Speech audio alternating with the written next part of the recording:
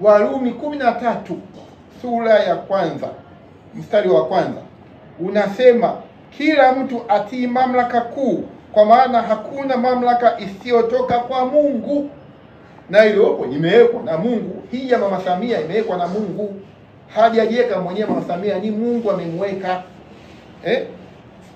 Kwa hiyo lazima tuheshimu hizi mamlaka, na pia Mungu akaendelea kutuonya kupitia Warumi 13 sura ya pili, akaenda kutuonya, kwa maana amwasie mwenye mamlaka kushindana na agizo la Mungu, sio mimi. Hiyo ni Warumi 13 sura ya pili. Hivyo amwasie mamlaka, yani anayemwasi Samia Suluhu Hassan anashindana na Mungu. Naam. Haleluya, mtu wa Mungu, na tazama na kujia kwa wakati mwingine tena. Nataka niongee mambo kadhaa hivi ambayo yanaweza yakatusaidia, lakini pia yakamsaidia kiongozi yoyote yule ama yoyote aliye na cheo chochote kile, yanaweza yakamsaidia kwa namna moja ama nyingine. Lakini yote katika yote, nisome kwanza huu waraka wa RC wa Roman Catholic waliotoa, ambao unawahusu serikali ama unawahusu viongozi katika serikali. Ni usome, najua umeshasoma, lakini ni usome kwa kunukuu walichokiandika, na hapo ndipo nikaja kushtuka ya kwamba kumbe iko hivi. Kumbe huwa viongozi katika ngazi tofauti tofauti huwa wakiingia kwenye makanisa yao huwa wanatambulikanaga kwa vyeo vyao walivyonavyo, ama kwa pesa zao walizonazo, ama kwa heshima yoyote ambayo huwa wanakuwa nayo huko mitaani ama kwenye jamii. Lakini ndo nikapata picha ya kwamba hiki walichokifanya, walichokisema, ndicho kitu ambacho kilipaswa kiwepo always, kilipaswa kiwepo siku zote, kilitakiwa kiwepo kwenye makanisa yote. Lakini sijajua kwa wenzetu wa Islam, lakini yawezekana ni kama nao wana utaratibu huo. Ukienda pale na cheo chako, hautambulikani kwa cheo ama kwa nafasi yoyote ulionayo katika, ama haupewi nafasi yoyote kwa sababu tu ati ni mtu mwenye pesa ama ni mtu mwenye cheo fulani katika jamii ama katika nchi husika. Nadhani wenzetu wao ni kama itakuwa ipo hivyo, lakini kwa sisi, kwa upande wetu sisi wa Kristo, nitaongea hilo jambo, nitausoma kama ulivyo, lakini pia tarekebisha jambo moja hili ambalo kaliongea huyu mtu aliyesema ukimtukana ngozi, tukana aisi, basi mtukana Mungu. Akajaribu kunukuu ile Warumi 13, akajitahidi akasogeza mpaka mbele, ila akaishia tu pale panapomlinda ama panapowalinda. Lakini niliona kabisa mpaka kinywa kilikuwa kinasoma na ya mbele, kwaona kabisa hapa nikisoma na huku, kitu kitakachofanyika ni kwamba nitakuwa nimeharibu zaidi. Sasa ngoja nianze kwanza na hii kuisoma huu waraka ambao wametoa kwa serikali ama kwa nchi yetu hii ya Tanzania. Nitakuwekea mwishoni ili uisome vizuri, lakini ngoja nisome, nianze kabisa pale 2. Nasema adhimio litaadhimishwa kwa kufuata mtiririko wa riti na madhehebu kama yanavyoeleza na kuelekeza. Lakini 3 ndipo palipo na pointi kubwa. Panasema hivi: mwishoni mwa adhimio, baada ya sala ya komunio, itatolewa mara moja baraka ya mwisho. Kwenye pointi kabisa hapa wanasema hakutakuwa na hotuba za kupongeza, isipokuwa tu mwadhimishaji, paroko au padri kama ni tukio la kiparokia, au askofu wa jimbo kama ni tukio la kijimbo, rais wa baraza la maaskofu TEK kama ni tukio la kitaifa. Atatambua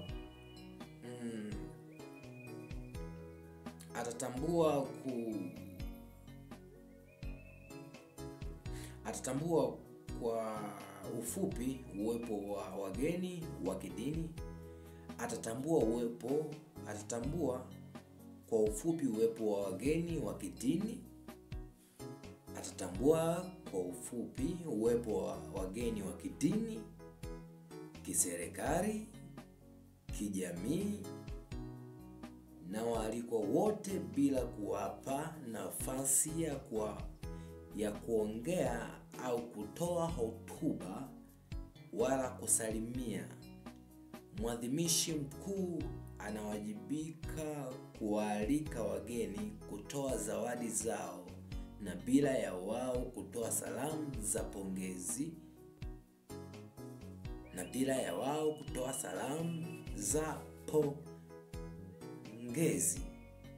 Hii imesainiwa na kupigwa muhuri na Simon Chibuga Masondole.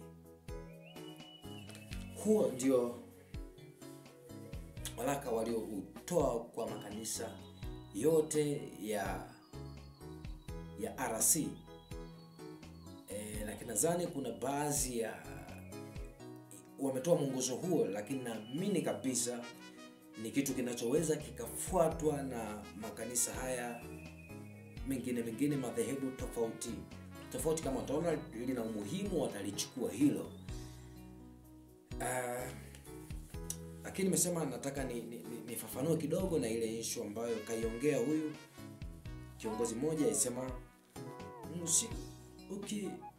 mtu kakashindwa kutofautisha kati ya kutukana na kusema ukweli. Katumia lugha ya ukimtukana rais, umemtukana Mungu. Sijajua alikuwa anaongelea wa Kenya kumtukana rais wetu, ama alikuwa anaongelea ndani. Kama ni ndani, ameshindwa kutofautisha kati ya kuongea ukweli, kwa sababu ukweli, tabia ya ukweli huo inachoma moyo, kuongea ukweli, na pia kutukana ni kitu ambacho hakina tija. Ni kitu ambacho kinamfanya mtu asielewe, asijifunze. Lakini kuongea ukweli ni kitu kinachoeleweka, ya kwamba huyu kaongea kitu gani, kalenga nini, kwa namna moja ama nyingine. Kanukuu ile ambayo inasomwaga siku zote, Warumi 13 kaanzia 1, akasema hivi: kila mtu na atii mamlaka iliyo kuu, kwa maana hakuna mamlaka isiyotoka kwa Mungu, na ile iliyopo imeamriwa na Mungu. Hivyo amwasie mwenye mamlaka aushindana na agizo la Mungu, nao washindanao watajipatia hukumu. Nadhani kaishia hapa. Nisogee mbele kidogo. Panasemaje? Kwa maana watawalao hawatishi watu kwa sababu ya matendo mema, bali kwa sababu ya matendo mabaya. Basi wataka usimwogope mwenye mamlaka, fanya mema, nao utapata sifa kwake, kwa kuwa yeye ni mtumishi wa Mungu kwako kwa ajili ya mema. lakini ufanyapo mabaya ogopa, kwa maana hauchukui upanga bure, kwa kuwa ni mtumishi wa Mungu amlipizaye kisasi mtenda mabaya kwa ajili ya ghadhabu. Sijui tunafeli wapi mpaka tunaishia tu hapo panapolinda nafasi kama kacheo fulani tuko nako. Bila shaka nadhani utakuwa umeelewa. Sasa niifafanue kiujumla, niifafanue kwa yote.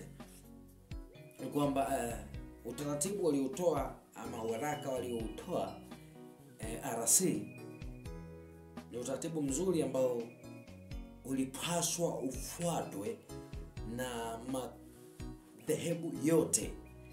Yani aingiapo mwenye cheo fulani ama mwenye pesa fulani, mwenye tajiri ama mwenye cheo fulani katika jamii ama katika nchi, asitambuliwe kwa sababu ya cheo chake ama kwa sababu ya utajiri wake. Mle katika kanisa ama katika msikiti wanaingia watu wa aina zote, na mle cheo ama nafasi yoyote mtu yoyote anayokuwa nayo huwa inaishia mlangoni. Ilipaswa ama itakiwa iishie mlangoni. Huku kwingine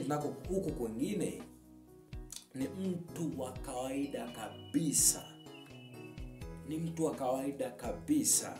Yani wa kawaida kabisa. Wa kawaida kabisa. Cheo chochote cha mtu ama utajiri wote ama kashifa kokote aliko nako mtu ni kanaishia makaishie mlangoni. Ndani ni kuenda kujinyenyekeza, kwenda kuomba Mungu. Sasa mle haitambuliwi kwa uli mtu cha fulani hapana. Mle nitakiwa akasikilize neno la Mungu ama injili ambayo itahubiriwa, ambayo yawezekana na mwenyewe ikamgusa na ikamchoma moyo, akachagua moja kunyoa ama kusuka. Ni hayo tu machache ambayo naamini nimeongea kwa ufupi kabisa. Naamini kabisa neema ya Mwenyezi Mungu itahusika sana kuwafanya mweze kuyaelewa haya kwa namna moja ama nyingine. Amen.